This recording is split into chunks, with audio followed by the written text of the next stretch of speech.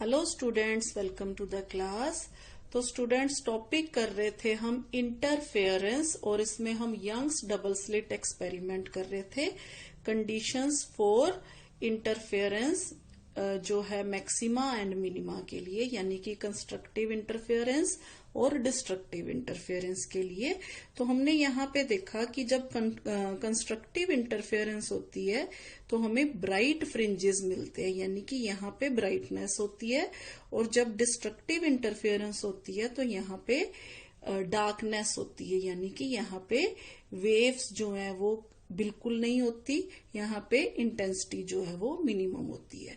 तो अब हम देखेंगे कि ये जो ब्राइट और डार्क फ्रिंजेस है, इन फ्रिंजेस की विड्थ कितनी है। ठीक है, तो इसके लिए हम एक्सप्रेशन करेंगे, एक्सप्रेशन फॉर फ्रिंज विड्थ। ठीक है, in Young's double slit experiment. तो उसके लिए हमें इस डायग्राम में थोड़ा सा चेंज करना होगा, जिससे कि ये मैथमेटिकल एक्सप्रेशन जो है वो हम अच्छी तरह से जो है डिराइव कर सके। तो बेटा ये रही डायग्राम जो कि हमने बहुत ही मेहनत से बनाई है। यहाँ पे हमने क्या किया, एक सिंगल स्लिट के पास हमने मोनोक्रोमेटिक सोर्स है जो वो रख दिया।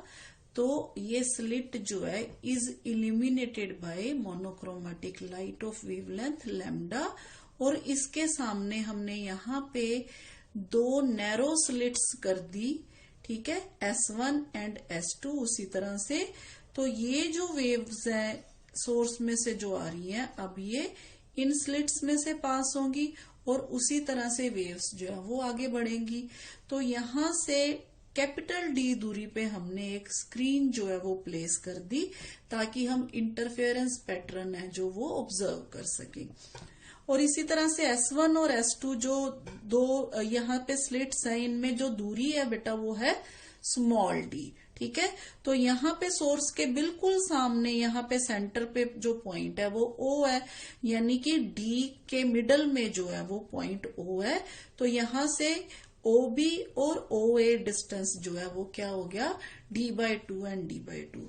तो बेटा अब ये डिपेंड करता है कि स्क्रीन पे जो पोजीशन है P पॉइंट की, मान लीजिए यहाँ पे हमने पॉइंट कोई P मान लिया, यहाँ पे कहीं भी मान सकते हैं।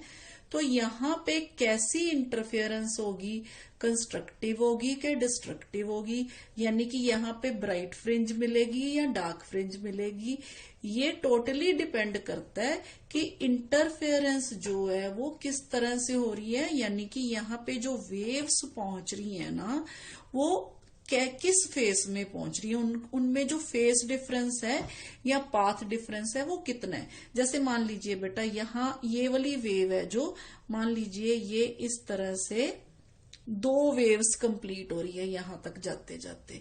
तो दो वेव्स का मतलब 2 लैम्डा हो गया। ठीक है, यहां मान लीजिए 2 लैम्डा हमारे पास, दो वेव्स है, एक फिर यहाँ पे 2। तो इसी तरह से अब यहां से मान लीजिए 1 2 3, यहाँ पे 3 वेव्स जो है वो कंप्लीट हो रही है यहां जाते जाते। तो ये 3 में से 2, एक वेव बच गई, यानी कि 3 lambda -2 lambda is equal to lambda. तो यहाँ पे अगर जो फेस डिफरेंस है, यहाँ पाथ डिफरेंस है जो वो लैम्डा है, यानी कि हमने कहा था अगर लैम्डा 2 लैम्डा 3 लैम्डा इस तरह का पाथ डिफरेंस हो तो यहाँ पे क्या होगा, यहाँ पे ब्राइटनेस होगी। ठीक है, तो यहाँ पे क्या होगा, फिर ब्राइटनेस होगी। अब इसी तरह से मान लीजिए ये 2 वेव्स हैं और ये जो वेव्स है ना, यहाँ पे पहुंचते पहुंचते मान लीजिए 3 वेव्स फुल है और हाफ वेव है, 3.5 है। तो जब 3.5 में से 2 माइनस करेंगे तो 1.5 रह गया, यानी कि ये जो इंटरफेरेंस हो रही है ये क्या हो रही है, डिस्ट्रक्टिव हो रही है। तो उस केस में जो पॉइंट P होगा वहां पे क्या होगा, डार्कनेस होगी। तो ये अब हम ये फाइंड आउट करेंगे कि इन दोनों में जो डिफरेंस आता है वो किस हिसाब से आता है, यानी कि S2P -S1P जो है डिफरेंस है वो देखेंगे कि वो पाथ डिफरेंस है जो किस हिसाब से आता है। तो बेटा इसके लिए मान लेते हैं यहाँ पे स्क्रीन पे जो पॉइंट P है उसकी सेंटर O से जो दूरी है वो स्मॉल x है, ठीक है। तो यहाँ पे हम nature of the interference at the point P depends on path difference. Path difference कितना है? S2P माइनस S1P, यानी कि ये जो बच जाता है इसको हम पाथ डिफरेंस कह देते हैं। तो इस केस में मान लीजिए ये स्मॉल p है, दैट इज ये पाथ डिफरेंस जो हो गया वो हो गया हमारे पास S2P minus S1P which is equal to small p, ठीक है। तो अब हम, क्योंकि हम पाथ डिफरेंस निकालना चाहते हैं, तो अब हम क्या करेंगे, यहाँ पे देखिए बेटा ट्रायंगल्स बन रहे हैं। यहाँ पे ये देखिए जरा, एक ट्रायंगल बन रहा है हमारे पास S2BP और दूसरा राइट एंगल ट्रायंगल बन रहा है S1AP। तो इन दोनों ट्रायंगल्स में से हम फ्रॉम राइट एंगल ट्रायंगल, तो सबसे पहले बेटा S1AP में से देखिए ये राइट एंगल ट्रायंगल है, यहाँ पे अगर हम पाइथागोरस थ्योरम लगा दें तो हमारे पास ये इक्वेशन बन जाएगी S1P square is equal to S1A square which is D square, ठीक है। चलिए पहले लिख लेते हैं S1A स्क्वायर प्लस दूसरा AP स्क्वायर, AP स्क्वायर। अब AP की वैल्यू देखिए कितनी है, AP की वैल्यू है बेटा यहाँ x में से इतना माइनस हो रहा है, ठीक है, इतना यानी कि D/2। तो यहाँ पे अगर हम इसको इस फॉर्म में लिखेंगे S1A यानी कि कैपिटल D, तो यहाँ आ गया capital D square plus AP का मतलब बेटा x minus D/2, x minus D/2 का होल स्क्वायर। तो ये आ गया बेटा S1P स्क्वायर। इसी तरह से अगर हम S2P स्क्वायर देखें तो यहाँ पे क्या आ जाएगा बेटा, यहाँ पे प्लस आ जाएगा, ठीक है। तो S2P स्क्वायर की वैल्यू भी लिख लेते हैं, S2P square is equal to, इसी तरह से S2 जो है B स्क्वायर प्लस यहाँ पे, क्योंकि यहाँ पे BP है तो यहाँ पे BP स्क्वायर। तो BP की वैल्यू अब S2B तो उतना ही है, कैपिटल D स्क्वायर प्लस, अब ये कितना आ गया, ये आ गया बेटा x में D/2 ऐड हो रहा है, तो यहाँ पे आ गया x प्लस D/2 का होल स्क्वायर। तो ये दोनों वैल्यूज आ गई। इन दोनों वैल्यूज को हम जो है वो संभाल के रख लेते हैं, 1 और 2 लिख लेते हैं। जी बेटा, अब नेक्स्ट स्टेप में हम इसमें से इसको माइनस करेंगे, यानी कि S2P square minus S1P square. तो यहाँ पे आ गया बेटा S2P square minus S1P square which is again equal to हमारे पास S2P स्क्वायर ये रहा और S1 जो है P स्क्वायर ये रहा। तो हम इसमें से इसको भी माइनस कर देंगे। तो यहाँ पे हमारे पास आ गया बेटा यहाँ D square plus x plus D/2 का होल स्क्वायर। इसमें से हमें ये वाली टर्म जो है वो माइनस करनी है, D square plus x minus D/2 का होल स्क्वायर। तो ये हमने इसमें से माइनस कर दी। जब हम इसको ब्रैकेट को खोलेंगे तो यहाँ पे हमारे पास जो इक्वेशन है वो बन जाएगी। अब ये देखिए बेटा, ये जो है ए स्क्वायर माइनस बी स्क्वायर है, तो ए स्क्वायर माइनस बी स्क्वायर को ए प्लस बी इंटू ए माइनस बी लिख सकते हैं ना। तो यहाँ पे हम इसकी जगह पे लिख देंगे S2P minus S1P into S2P plus S1P, ठीक है। तो इसी तरह से जब हम इस इक्वेशन को सॉल्व करेंगे, ये भी कट जाएगा, ये भी कट जाएगा, सारी जो कटने वाली टर्म्स है कटने के बाद हमारे पास इधर जो इक्वेशन बचेगी वो बचेगी 2xD, ठीक है। तो यहाँ पे बेटा S2P और S1P को नीचे ले जाते हैं, तो हमारे पास इक्वेशन बन गई S2P minus S1P is equal to 2xD divided by S2P plus S1P। अब देखिए बेटा S2P और S1P यहाँ पे S2P और S1P जो है, ये देखिए S2P और S1P। मान लीजिए बेटा हमारे पास ये जो स्क्रीन पे जैसे कि हमने कहा स्लिट्स बहुत पास पास हैं। अगर स्लिट्स बहुत पास पास हैं तो ये वाला डिस्टेंस और ये वाला डिस्टेंस जो है वो अप्रोक्सीमेटली क्या होंगे, बहुत पास पास नजदीक नजदीक होंगे। यानी कि अगर हम इन वेव्स को इस तरह से इकट्ठी कर दें तो ये उतना ही डिस्टेंस होगा जितना कैपिटल डी का डिस्टेंस है। यानी कि S1P और S2P जो है, S1P और S2P और D जो है वो ऑलमोस्ट सेम होंगे।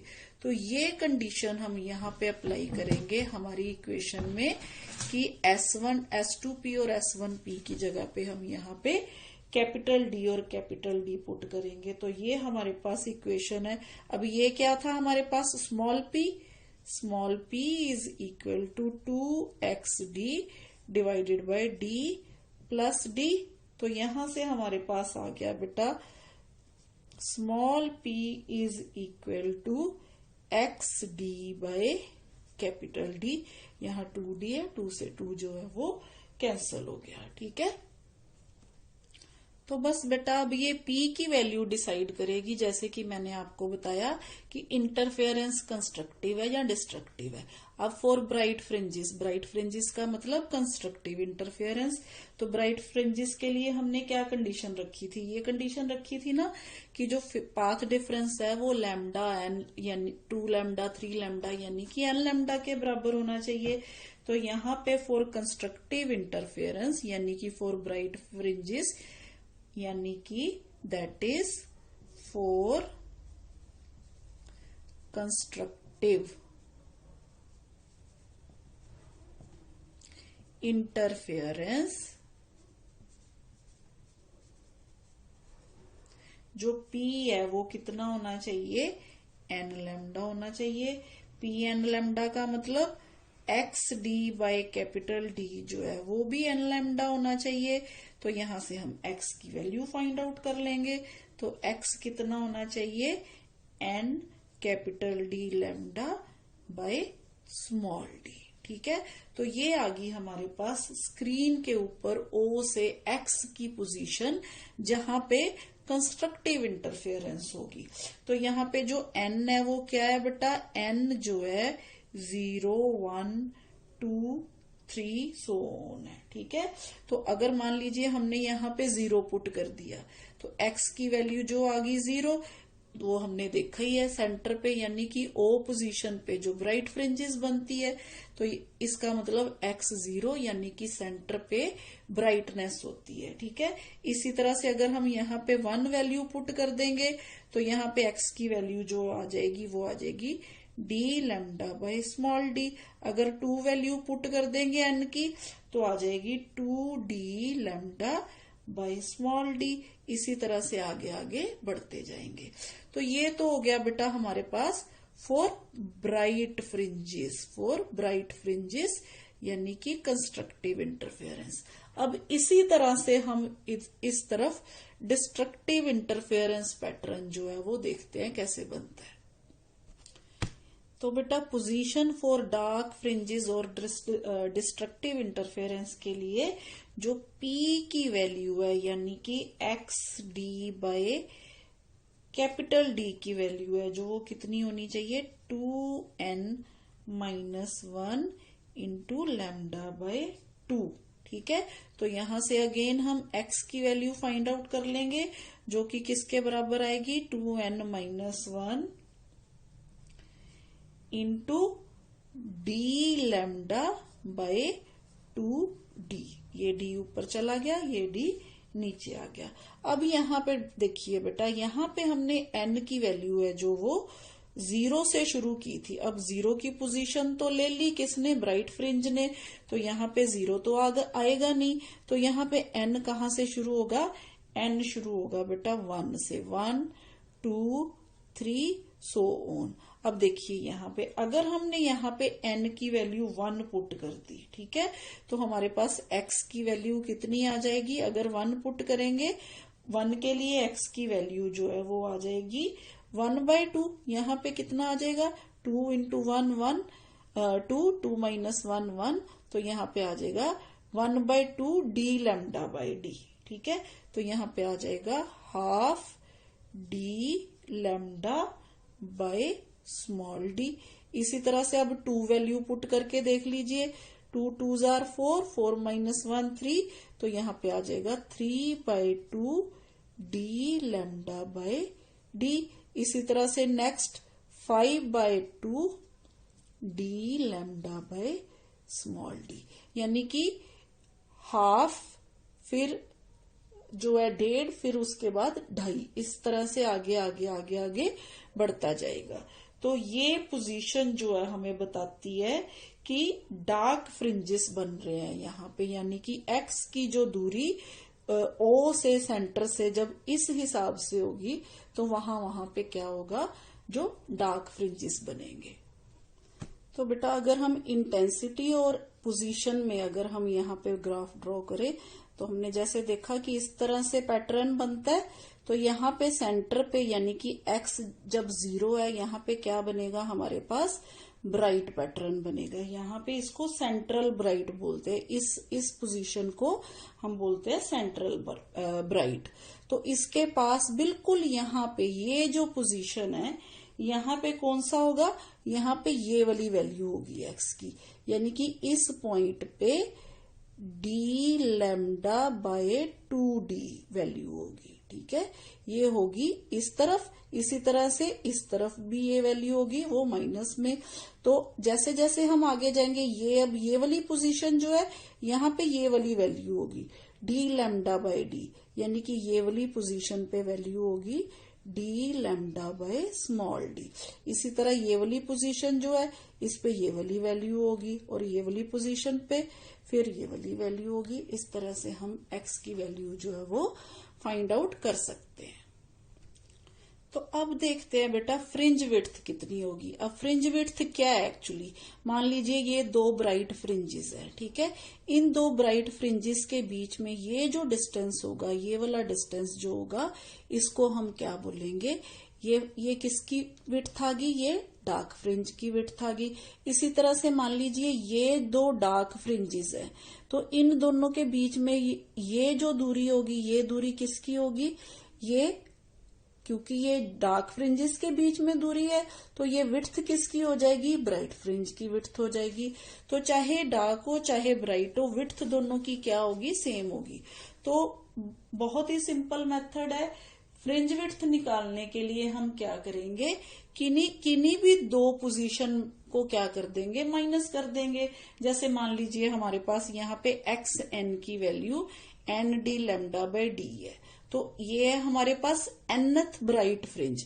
इसमें से अगर हम n-1th ब्राइट फ्रिंज जो है वो माइनस कर देंगे, तो फ्रिंज विड्थ आ जाएगी किसकी, डार्क फ्रिंज की। ठीक है, तो वही जो फ्रिंज विड्थ होगी वो ब्राइट फ्रिंज की भी होगी। तो फ्रिंज विड्थ निकालने के लिए हम फॉर्मूला जो लिखते हैं वो लिखते हैं बेटा separation between 2 constructive bright fringes. तो इसको अगर हम मान लीजिए बीटा से लिखते हैं, बीटा एब्रीवेट करते हैं हम इसको, तो यहाँ पे xn माइनस 1, यानी कि xn का मतलब है n d lambda by small d minus, तो यहाँ पे n-1 आ जाएगा, n-1 d lambda by small d। जब आप ब्रैकेट खोल के इसको सॉल्व करोगे तो यहाँ पे जो हमारे पास बीटा की वैल्यू है जो वो आ जाएगी capital D lambda by small D. ठीक है, तो यही वैल्यू, ये वैल्यू जो होगी ये किसके लिए होगी, किसकी विड्थ होगी बेटा, ये डार्क फ्रिंज की विड्थ होगी। तो इसका मतलब हमारे पास ये डार्क फ्रिंज की है। तो इसी तरह से अगर हम डार्क में से को माइनस करेंगे तो ब्राइट की आ जाएगी। वो मैटर नहीं करता, क्योंकि फ्रिंज विड्थ जो है डार्क हो चाहे ब्राइट, दोनों के लिए क्या होती है, सेम होती है। तो यहाँ पे बेटा ये भी देखने वाली बात है, क्योंकि फ्रिंज विड्थ की वैल्यू जो है वो capital D lambda by D है, यहाँ पे कहीं भी एन जो है वो नहीं है, यानी कि beta is independent of N. तो फ्रिंज विड्थ जो है वो सेम होगी irrespective of the distance from centre, यानी कि सेंटर से दूर जाते हुए, चाहे हम इधर जाए चाहे इधर जाए, जो फ्रिंजेस बनती हैं चाहे दूर है चाहे पास है, उनकी जो विड्थ होगी वो क्या होगी, सेम होगी। तो बेटा अब अगर हम इस इक्वेशन से देखें तो हमारे पास फ्रिंज विड्थ की वैल्यू जो है किसके प्रोपोर्शनल है, कैपिटल डी के, लैम्डा के, और इनवर्सली प्रोपोर्शनल है स्मॉल डी के। तो इससे क्या पता चलता है, इससे ये पता चलता है बेटा, अगर हम मान लीजिए कैपिटल डी की वैल्यू जो है वो हम बढ़ा देते हैं यहां से, तो बेटा यहां से अगर हम देखें beta is proportional to D, यानी कि कैपिटल डी अगर हम बढ़ा दें, यानी कि स्क्रीन और स्लिट्स के बीच की दूरी को अगर हम बढ़ा दें तो बीटा जो है वो क्या हो जाएगा, इंक्रीज हो जाएगा। इसी तरह से इज प्रोपोर्शनल टू लैम्डा, यानी कि वेवलेंथ ऑफ लाइट, जिस लाइट को हम यूज कर रहे हैं उसकी जो वेवलेंथ है अगर ज्यादा होगी तो बीटा यानी कि फ्रिंज विड्थ है जो वो भी क्या होगी, ज्यादा होगी। इसी तरह से ये जो दो स्लिट्स हैं इनके बीच की दूरी जितनी कम होगी उतनी ही फ्रिंज विड्थ जो है वो ज्यादा बनेगी। ठीक है,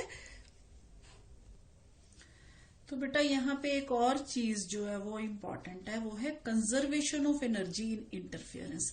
जैसे कि हमने देखा कि इंटरफेरेंस पैटर्न में यहाँ पे डार्क फिर ब्राइट फिर डार्क फिर ब्राइट फिर डार्क फिर ब्राइट, इस तरह से पैटर्न बनता है। तो एक्चुअली होता क्या है बेटा, ये जो ब्राइट पैटर्न बनता है ना, यहाँ पे इंटेंसिटी मैक्सिमम होती है और यहाँ डार्क पैटर्न पे इंटेंसिटी मिनिमम होती है। तो इसका मतलब क्या हुआ बेटा, इसका मतलब ये हुआ कि what ever energy disappears from a dark fringe and equal energy appears in a bright fringe, यानी कि इसी की एनर्जी इसको मिलती है। यहाँ पे जो law of conservation of energy है ना वो पूरी तरह से उसको ये फॉलो करता है। तो ये हम कैसे प्रूव करेंगे, देखिए बेटा हमने कहा था कि इंटेंसिटी जो मैक्सिमम होती है ना, मैक्सिमम इंटेंसिटी के लिए हमने एम्पलीट्यूड लिया था प्लस A2 का होल स्क्वायर। ठीक है, इसी तरह से मिनिमम इंटेंसिटी के लिए हमने कहा था I minimum is proportional to A1 minus A2 square. ठीक है, तो अगर हम इन दोनों का एवरेज देखें तो I एवरेज क्या होगा बेटा, I एवरेज जो है वो प्रोपोर्शनल होगा A1 प्लस A2 का whole square plus A1 minus A2 का होल स्क्वायर डिवाइडेड बाय, इसको हम 2 से डिवाइड कर देंगे क्योंकि दो टर्म्स हैं। तो यहां से हमारे पास I एवरेज जो है वो आ जाएगा is proportional to A1 square plus A2 square, क्योंकि जब हम ब्रैकेट को खोलेंगे A1 square plus A2 square plus 2A1 A2, इसी तरह से इसको खोलेंगे तो यहाँ पे यही टर्म्स जो है वो बच जाएंगी, बाकी जो है वो कट जाएंगी।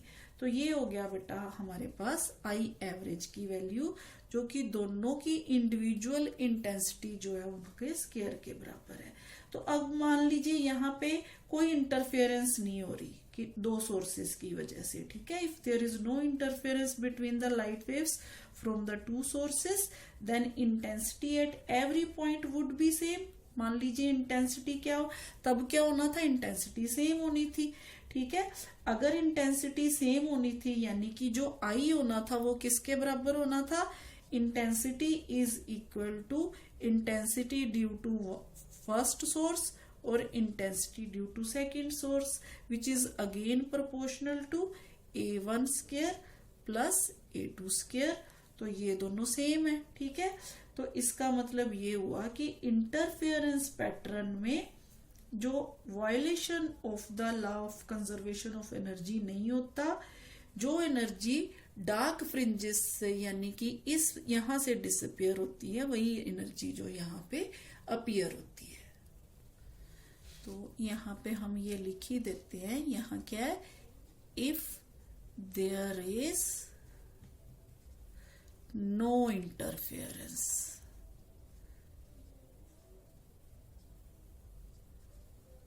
ठीक है, तो उस केस में इंटेंसिटी क्या होगी, सेम होगी। तो ये तो था बेटा फ्रिंज विड्थ के बारे में, जो कि यंग्स डबल स्लिट एक्सपेरिमेंट में जो हमें फ्रिंजेस मिलती हैं उनकी विड्थ कितनी होती है। तो आज के लिए इतना ही बेटा, थैंक यू।